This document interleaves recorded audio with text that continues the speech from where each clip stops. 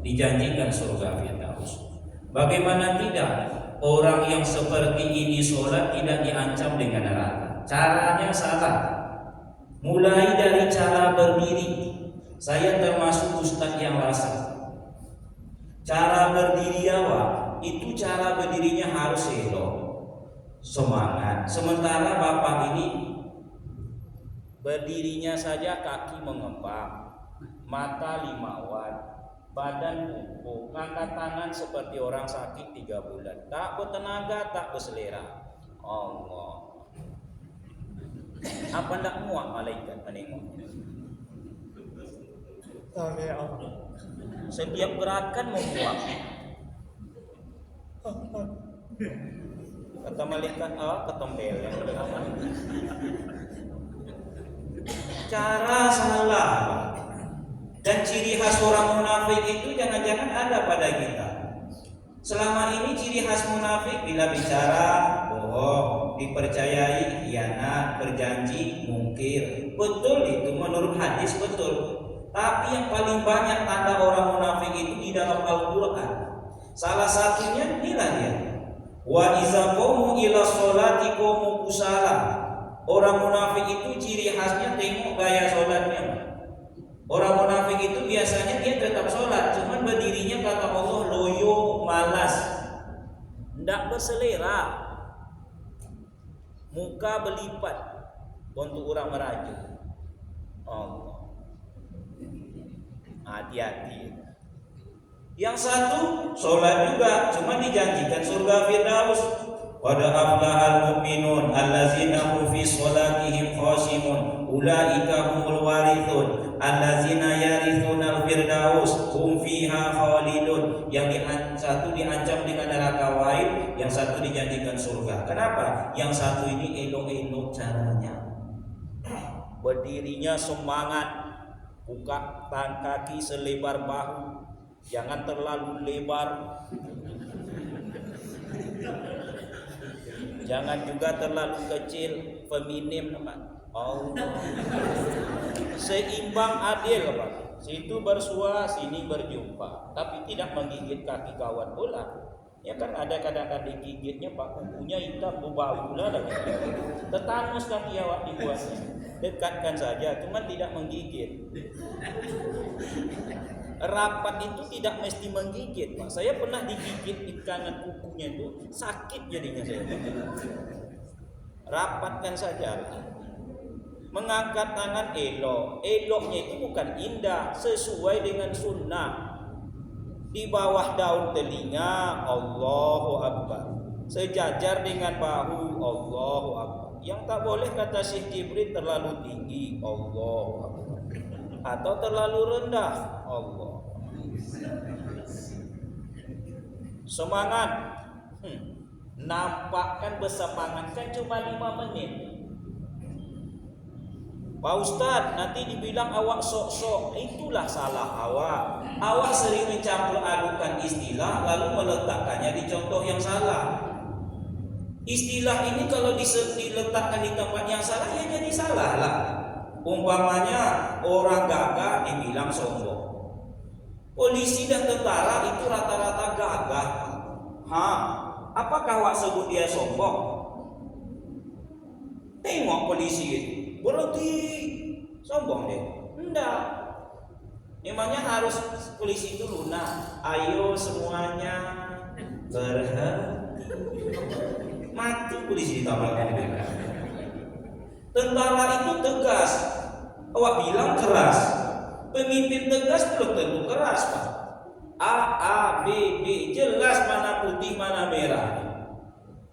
Coba kalau seandainya campur adukan, tidak enak bapak pimpinan itu kerasnya minta ampun. Bukan keras, tegas.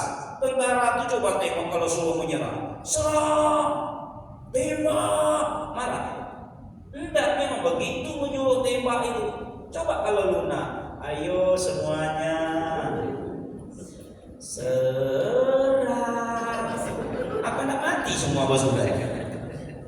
Jadi jangan campur adukan istilah. Ini semangat, sesuaikan sunnah. Kalau yang sok-sok mana Pak Ustaz? Ini sok-sok nih. Allah. Nah, itu ya sok-sok. Sami Allah. Nah, ya itu sok-sok namanya. Jadi ini bukan sok-sok. Betulkah caranya? Cara mempengaruhi hasil yang bakalan besok awak terima di kampung akhirat. Ayatnya jelas, wa ma umiru illa liya'budullah mukhlishina lahu dinahu hunafa. Allah tidak sebarang menyuruh awak ibadah, enggak, kecuali harus memenuhi syarat. Syaratnya itu benar caranya. Cara batin ikhlas karena Allah, cara zahir ikut cara yang dicarakan Rasulullah. Kita disuruh istighfar selesai sholat. Apakah seluruh istighfar awak itu menggugurkan dosa? Tengok cara istighfar awak. Ada orang istighfar sungguh-sungguh, astaghfirullah wallazina iza fa'alu fahisatan aw zalamu anfusahum zakarullaha fastaghfaru li dzunubihim wa may yaghfiru dzunuba illallah. Allah ampuni dosa.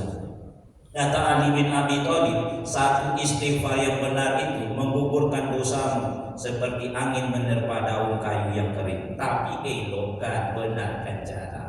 Ada juga orang istighfar sudahlah 3 kali Pak, sesambilan pula lagi.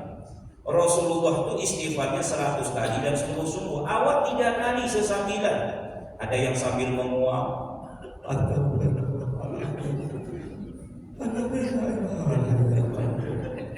Kalau kata malaikat apakan surah pun tidak usah dicatat.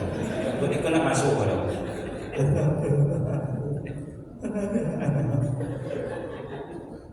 Ada ibu-ibu istighfar di atas sajadah sambil menyuruh anak. Astagfirullahaladzim. Berdiri anaknya. Dari mana kau? Dari main bola, untuk mandi bersih-bersih. Astagfirullah. Kaki itu digosok. Astagfirullah. Adik kau itu dicari. Astagfirullah. Sebentar lagi mama mau pergi wirid. Astagfirullah. Pintu itu ditutup. Astagfirullah. Kata malaikat, yang mana yang liu itu? Kenapa caranya salah? Sudah masanya awak memperbaiki cara ibadah awak, karena cara akan menentukan hasil akhir. Apapun yang awak sentuh, jangan pikirkan hasil akhirnya, pikirkan proses. Karena hasil itu tidak pernah mendustai proses. Apapun yang awak sentuh, betul. Elokkan sajalah caranya, nanti hasil datang sendiri itu. Subhanallah, ini tanaman surga. Satu subhanallah saja adalah satu tanaman yang tumbuh besok di dalam surga. Cuma ibarat menanam kan harus elok. Subhanallah. Ada yang dipotong duanya, tidak sampai ke ujung. Apa kata malaikat?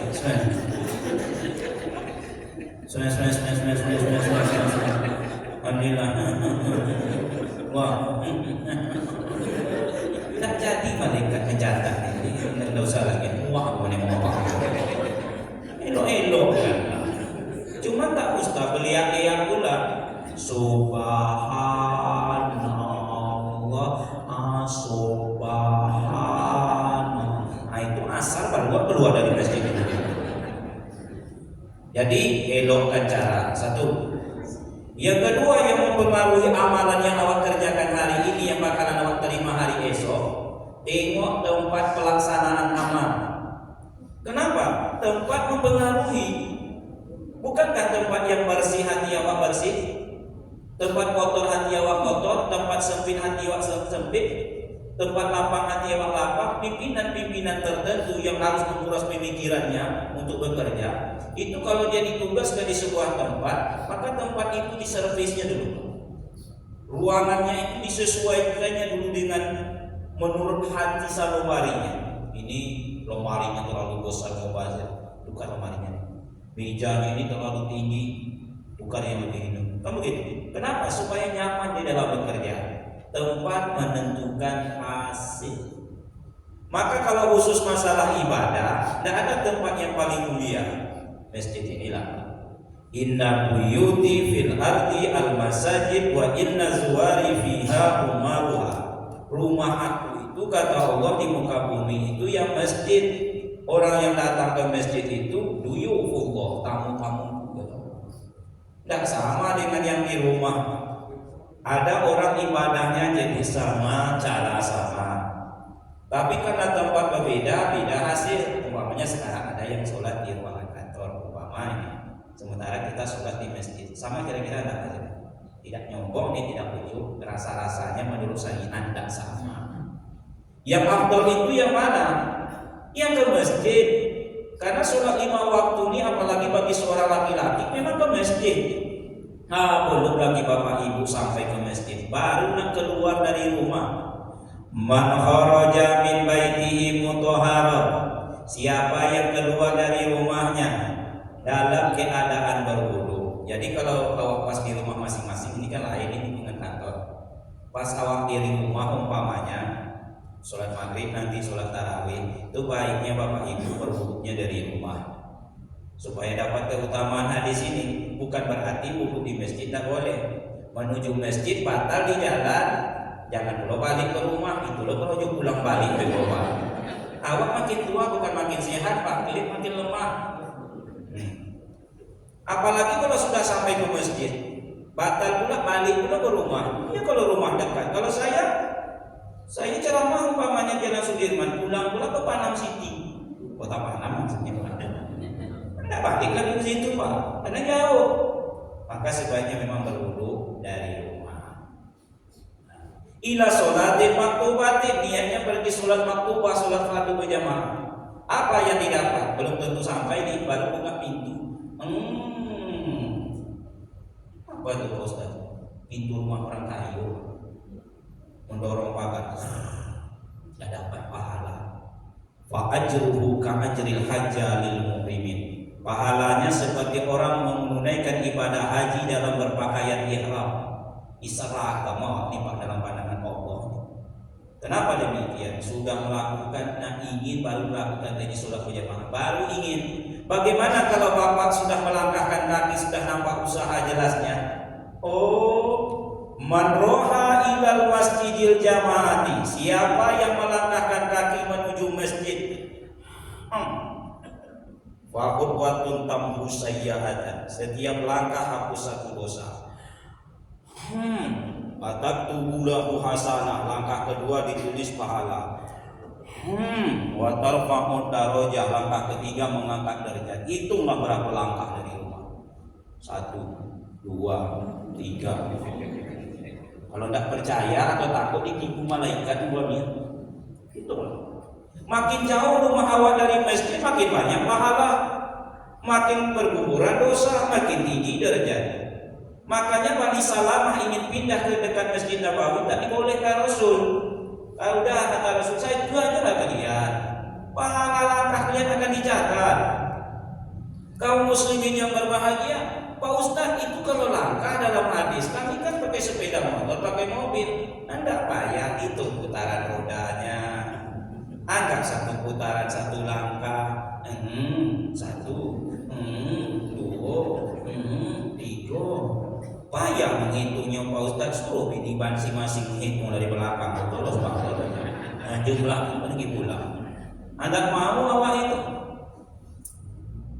Bagaimana kalau bapak dan ibu sudah sampai di pintu masjid? Di pintu depan hotel saja awak dimuliakan oleh manusia.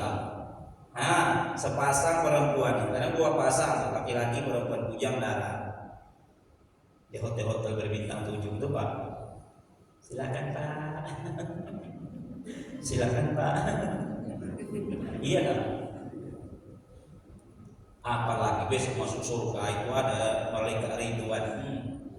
Masuk ke dalam majelis ini pun demikian. Cuma tidak nampak. Orang sering tidak percaya kalau tak tampak. Itulah bedanya kita dengan yang lain. Orang mukmin itu berbeda dengan lain karena digerakkan oleh keyakinannya Pak. Allazina yu'minuna bil ghaib. Penuh dengan malaikat. Silakan. Yang duluan datang sebenarnya disuruh mengambil tempat yang fit. Saf pertama ya. Apakah duluan datang saf pertama? Cuman karena awak tak tahu, bertahan awak di tengah. Dia jangan tersikungnya suka mencari tempat tengah nih. Padahal yang fit itu yang mana? Yang di dekat dinding. Ini barisan orang utama nih. 3 profesi di dalam masjid. Kalau kita tahu keutamaannya, mengundi pun untuk mendapatkannya pasti kau lakukan, kata Rasul. Lau ta'lamun nasu ma fin nadai was safal awali thumma lam yajidu illa yastahimu lastaham. Seandainya tahulah mereka keutamaan amalan di bawah ini, lalu mereka tak mendapatkannya kecuali harus mengundi dulu, pasti mereka lakukan.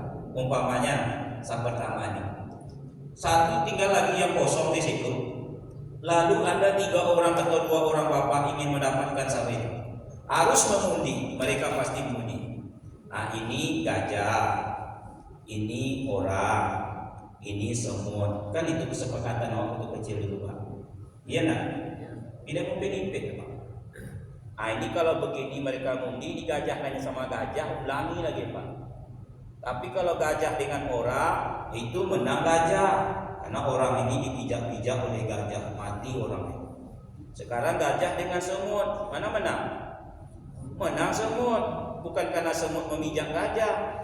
Semut itu masuk dia ke telinga gajah, itu digigitnya mati gajah. Nah, begitulah kesepakatan awak. Ini orang, ini semut, mana menang? Menang orang, karena semut itu dipijak-pijak oleh orang. Nah, begitulah.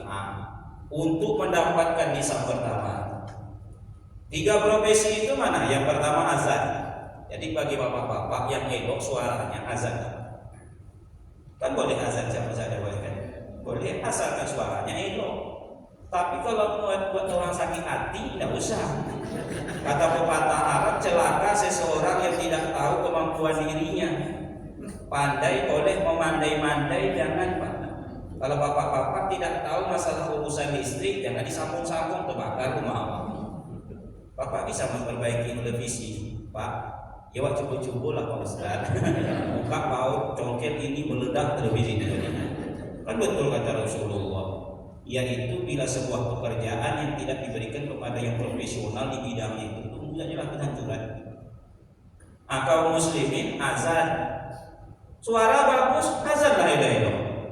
Allahu akbar, Allahu akbar. Azanlah. Hayya 'alas shalah.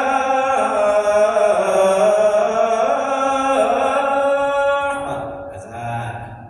Tapi kalau kamu buat sakit hati, Allahu akbar.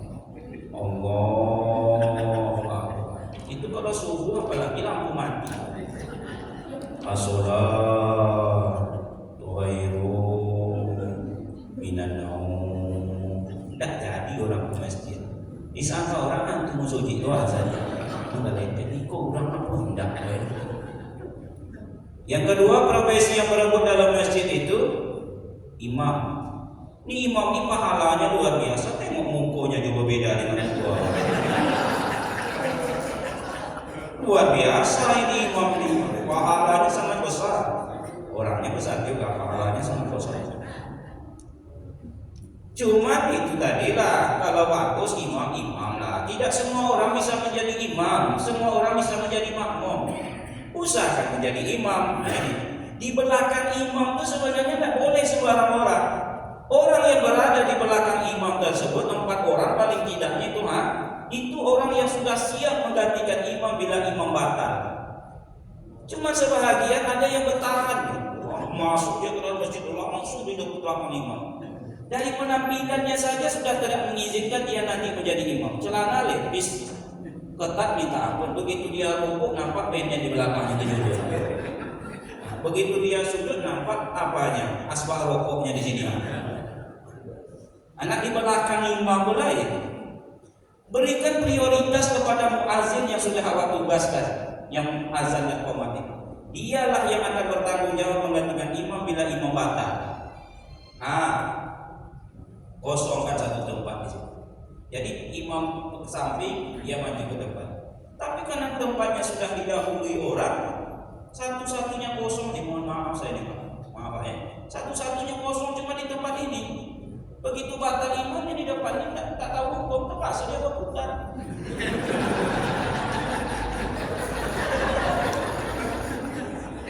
Kalau waktu itu ajak pulang langsung. Itu di belakang imam baru Pak. Bagaimana kalau menjadi imam? Kalau bagus suara silakan jadi imam. Betul makhrajnya, elok bacaannya, adab orangnya, akhlakul karimah. Banyak itu pun syarat menjadi imam itu. Ada kadang sebagian masyarakat tokoh Pak, dia bertahan karena tuanya. Awak lah yang jadi imam sih Pak Ustaz, awak yang paling tua di sini. Jadi yang dibanggakan cuma tuanya Pak. Tua tuh mau rompek boleh. Ikut tua, akhirnya maju lah Pak. Dah, ngomong apa?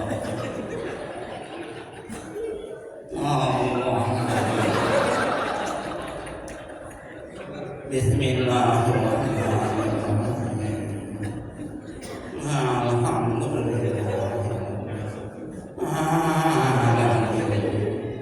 Aku kalau sempat di belakang imam itu cekik imam. Dia muak mana maunya? Kaum muslimin dua ayat ketiga telah disabdakan.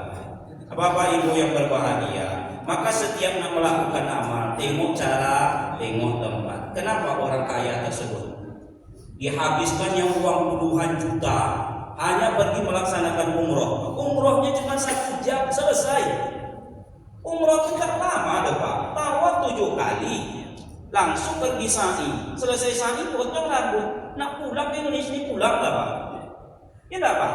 Sebentarnya, tapi kenapa 6 hari di Mekah, 6 hari di Madinah, sampai 12 hari, ada yang 14 hari, kenapa? Apa umroh aja setiap hari? Tidak, mengejar tempat. Kata Rasul, 1 rakaat di masjidku ini sama dengan 1000 rakaat di masjid yang lain. Tidak mungkin orang masuk ke masjid Nabawi cuma 1 rakaat. Paling tidak tahiyatul masjid itu kan 2 rakaat, sama dengan 2000 rakaat di masjid yang lain. Kecuali Masjidil Haram. Masjidil Haram itu 1 rakaat awak sholat di Masjidil Haram itu sama dengan 100.000 rakaat di masjid yang lain. Tidak terhitung dulu Pak. Cuman yang sudah haji sudah umroh jangan bangga pula.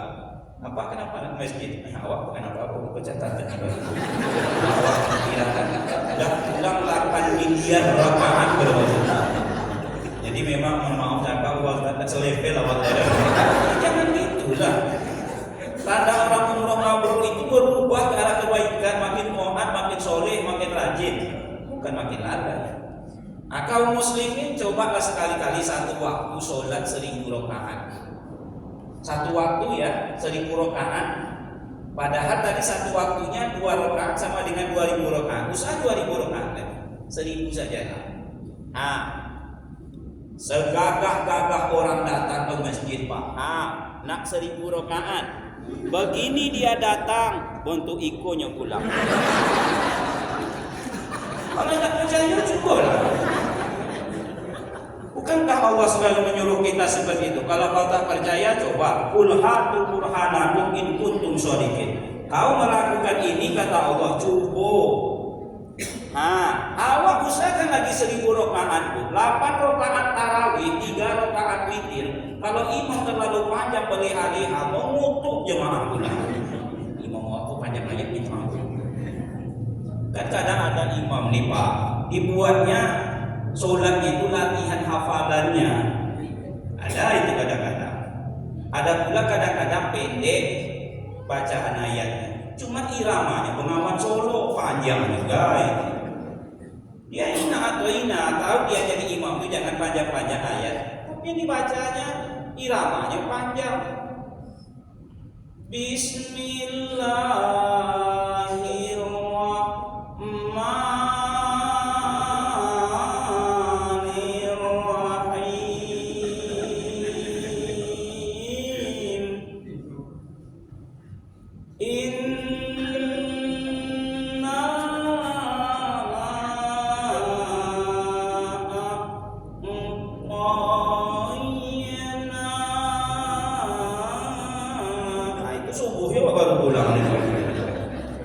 Jadi kaum muslimin tengok tempat, berdoa di Bukit Sofa, berdoa di Bukit Marwah, tidak sama berdoa di Bukit Tinggi, di bawah jam padang, tidak sama. Berdoa di Padang Arafah, berdoa di Padang Panjang, tidak sama doa. Jauh bedanya. Kenapa? Tempat. Yang ketiga, yang terakhir, yang mempengaruhi amal kita di banyaknya pahala atau tidak, tengoklah waktunya. cara, tempat, waktu. Datang Abdullah bin Mas'ud radhiyallahu anhu, "Ya Rasulullah, wahai Rasulullah, ayyul amalu ahabbu ilallah?" Apa amal yang paling disukai oleh Allah? Maka Rasul menjawab 3 perkara. Tapi yang nomor satunya as-sholatu ala waqtiha, salat di awal waktu. Tandanya waktu mempengaruhi. Walaupun cara sudah sama elok, sudah sama di masjid, yang satu duluan, yang satu masbuk, tidak sama hasilnya. Yang paling afdol yang di awal waktu. Makanya awak dalam agama ini selalu diingatkan dengan waktu-waktu tertentu. Dalam sehari semalam sepertiga malam yang akhir, kira-kira jam 3, jam 4. Ingin masuk surga dengan selamat, hidupkan jam ini. Kata Rasulullah, tadkhulul jannata bisalam. Siapa mereka? Wasallu fil laili wan nasu niyam. Orang yang sholat tak kala orang sedang tidur. Jam 3, jam 4 sampai masuk waktu subuh. Itu juga makanya 2 rakaat sebelum subuh tak sama dengan 2 rakaat sebelum yang lain rawatib. Rakaat al-fajr khairun minad dunya wa ma fiha. 2 rakaat sebelum subuh lebih baik dari dunia dengan segala isinya. Orang yang tidak ikut 2 rakaat sebelum subuh seperti kehilangan dunia dengan segala isinya. Di dalam seminggu ada hari Jumat. Jumat itu sayyidul ayyam, hijul fuqara wa idul masakin. Jangankan Bapak Ibu beriman beramal soleh di hari Jumat, wafat di hari Jumat pun salah satu tanda husnul khotimah. 19 tanda husnul khotimah, salah satunya Bapak Ibu yang wafat di hari Jumat atau di malam Jumat. Jadi kalau bisa meminta, mudah-mudahan awak wafat di hari Jumat. Amin ya Rabbal. Tapi kalau bisa jangan Jumat ini. Bisa pagi itu Pak, bukan Kamis dong. Sementara muku-muku awakku muku yang penuh dengan hutang dan masalah.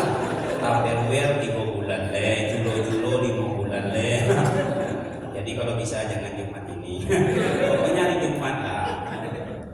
Yang ketiga dalam setahun, inilah dia sayyidus syuhur, penghulu daripada segala bulan.